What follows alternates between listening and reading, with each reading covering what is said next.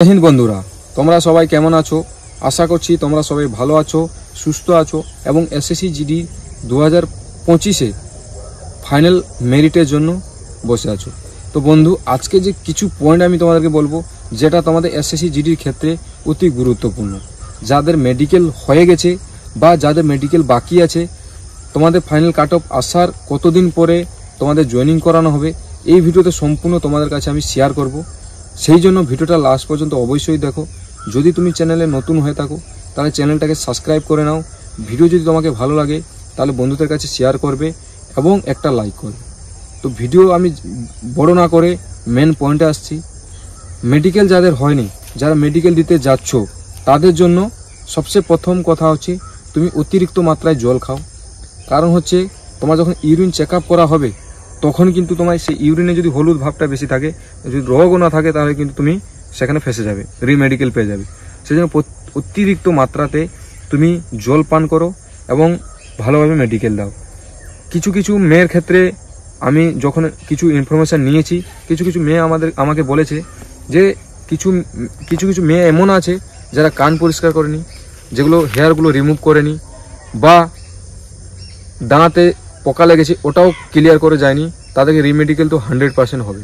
সেজন্য তোমাকে আমি বলছি এগুলো সব ক্লিয়ার করে ভালোভাবে সাফ হয়ে যাও, তোমাকে কেউ রিমেডিকেল দিবে না। তুমি ভাবো যে তুমি একদম ফিট আছো, ভয় করার কোনো কারণ নেই।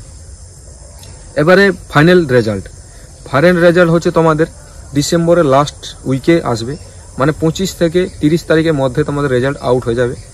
তো রেজাল্টে কতদিনের পরে তোমাদের জয়েনিং হবে? রেজাল্ট আসার লগভগ 15 থেকে 20 দিনের মাথায় তোমাদের জয়েনিং হয়ে যায়।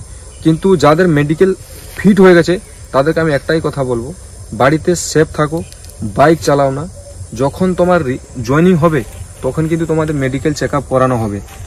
কীরকম চেক আপ করানো হবে? তোমাকে পুরো কাপড় খুলে দেওয়া হবে, শুধু তুমি আন্ডারওয়্যার পরে থাকবে। তোমার শরীরে কিছু কিছু জিনিস চেক করা হবে, যেরকম তুমি বাইক চালিয়ে কিছু অ্যাক্সিডেন্ট করোনি, হাত পা ভাঙা বা কোনো দাগ নিয়ে এসছো, তাহলে কিন্তু তোমাকে সেখান থেকে কিন্তু বাড়ি পাঠিয়ে দিতে পারে, বাড়ি আসার সম্ভাবনা বেশি থাকে। সেই জন্য নিজেকে সেভ রাখো এবং এই ভিডিওটা বন্ধুদের কাছে অবশ্যই শেয়ার করবে, নাহলে তাদের লাইফ বরবাদ হওয়ার, একটু ভুলের জন্য বরবাদ হওয়ার কোনো থাকবে না। আর অনেক ছেলে আছে ডাক্তারের পরামর্শ নিয়ে, কারো প্রেশার হাই থাকে বা হার্টবিটের সমস্যা থাকে, ঔষধ খেয়ে মেডিকেল চেক আপ করে ওখানে ফিট হয়ে আছে, কিন্তু যখন সে মেডিকেল সেখানে চেক আপ হবে, হার্টবিট চেক আপ বগেরা হবে, তখন কিন্তু ধরা পড়লে কিন্তু বাড়ি পাঠিয়ে দেওয়া হবে। সেগুলো যদি তুমি করে থাকো তাহলে তুমি সেইভাবে প্রিপেয়ার হয়ে যাও। এবারে মেন পয়েন্ট হচ্ছে বাইক তোমরা চালাবে না।